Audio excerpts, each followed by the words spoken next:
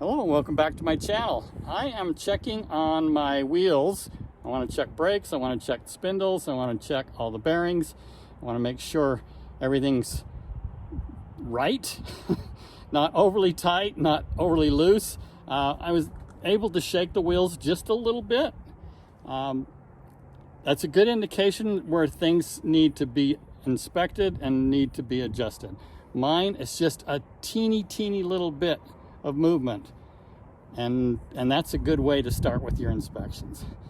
And I'll also want to check all the suspension and the brackets and the gussets, and these bolts, they're wet bolts, they need to be greased.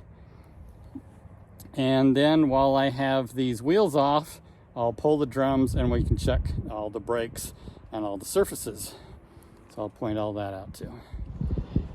If you're running tire monitoring caps like these, you'll want to check your valve stems and make sure they're not cracking around the base, because the weight of these have a tendency to move as you get going faster and faster and faster, and these can split. So this has a brass sleeve, but where it mounts, it's just rubber, and those can split out and leak. These Acorn lug bolts, they're just a stainless steel sleeve, so you'll want to make sure you have a really good fitting socket on those sleeves, or you'll break them loose and then they'll slip on the actual nut. And if that breaks loose and starts to slide, these things are almost impossible to get off because nothing fits them. This sleeve changes the size of the bolt. These are 3/4 inch, a 1/2 inch 20. So if you do want to replace all these and avoid the possibility of these sleeves breaking loose, I've had one break loose before, not on this trailer, but yeah, they are a bear if they break loose and start to slip. So I don't know why Grand Design uses these. Nobody should use these, especially at the high torque you have to put on these wheels. So this wheel, if I pull in and out on the top or in and out on the sides, I have just a teeny bit of play and it wobbles the whole system. So these bearings need to be adjusted. It's not enough to really be concerned with, but while I'm doing this, it just of course makes sense to adjust that, and I'll show you how to do it. If yours isn't loose, there's a little slot in this cover that you can get a screwdriver in. You can pop off that cap, and then inside of here there is a little rubber cone, and you can pop that off. And there's a grease zert in there where you can grease these bearings. I've had these on boats. They make sense where you can squish out all the water and completely fill it up. I don't like them on a travel trailer. They just put way too much grease in there, and they can also force the grease out the backside of the bearing and the seal, and then you've got grease all over your brakes. So I like to give it a couple of shots. If I check it and everything is tight, I'll put my grease gun on and I'll just give it a couple of squeezes.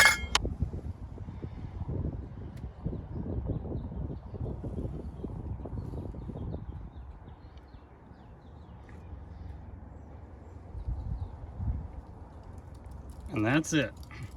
If you keep going and going and going, you'll fill the whole system up and you'll just give yourself future headaches. And I'm going to pull this off, so I'll show you where all that grease ends up if you just keep going and going. Once you have the wheel off, you want to just tap a flat blade screwdriver into this edge, and then you can just go around and pry that cap off. There are several different keepers I've seen that hold that nut from backing out. This particular one, you just get a screwdriver underneath and you can pop it off.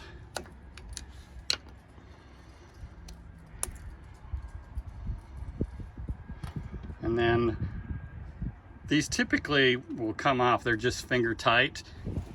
Okay, with the nut off, you'll see there is another keyed sleeve.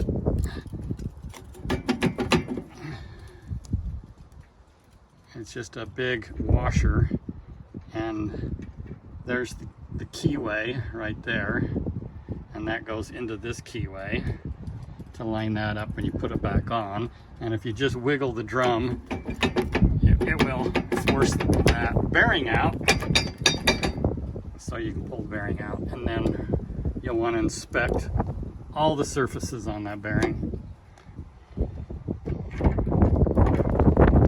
So you want to inspect all around this edge, make sure there's no cracks. You want to just get good visual of all the bearings and make sure none of them have little pit marks or wear marks. And then once you get that bearing out of the way, you can see the race, and you'll want to inspect that race and make sure there's no pits, no scarring, no cracks or anything in that too.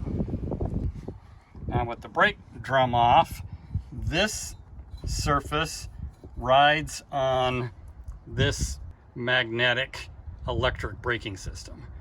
This is what puts pressure on all the mechanism and makes all these pieces work. So inspect your brake shoes. These look fantastic. Inspect the surface on this and the movement. Make sure everything works properly. You don't want too much play, but the way everything holds together in here, a lot of play is expected. Again, this surface, you want to check it, and then you'll want to check the surface of the actual brake surface. This all looks good. Now, this seal right here is the seal I was talking about, that if you keep pushing in grease and completely fill up the center of this on this spindle, it will eventually push grease out of this seal and onto the spindle here, and then it will start flipping it out into all of your brake system.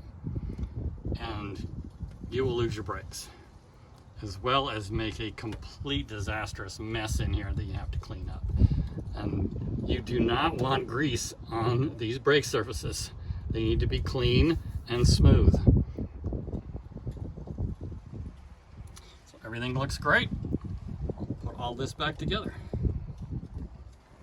All right, so we make sure that bearing is seated properly. Make sure you get that washer in there that's got the keyway. Get this nut tightened up tight against it.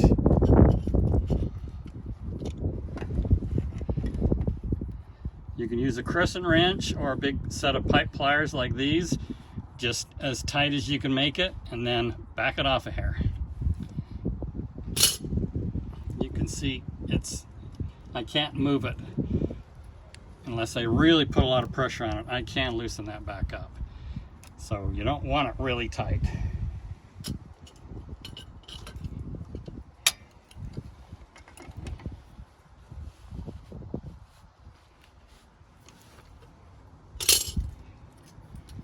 And then this piece,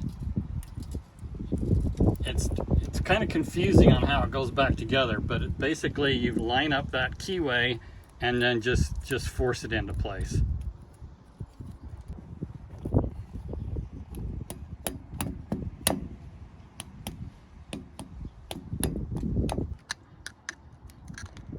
Make sure it's seated tightly against that nut.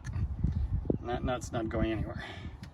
Now you want to check, when we put the tire back on, we want to rock that tire sideways this way and top to bottom this way, and make sure there's no excessive movement. You might feel just a teeny bit of movement or no movement at all, but when you spin that tire, you do not want an excessive drag, or you've got things too tight.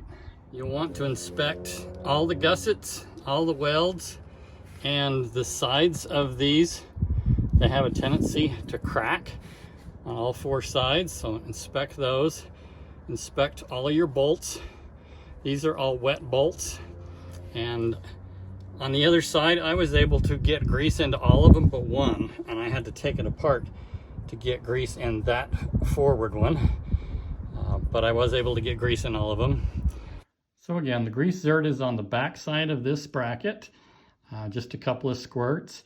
When it comes to these other parts and pieces, this video is just for inspection purposes.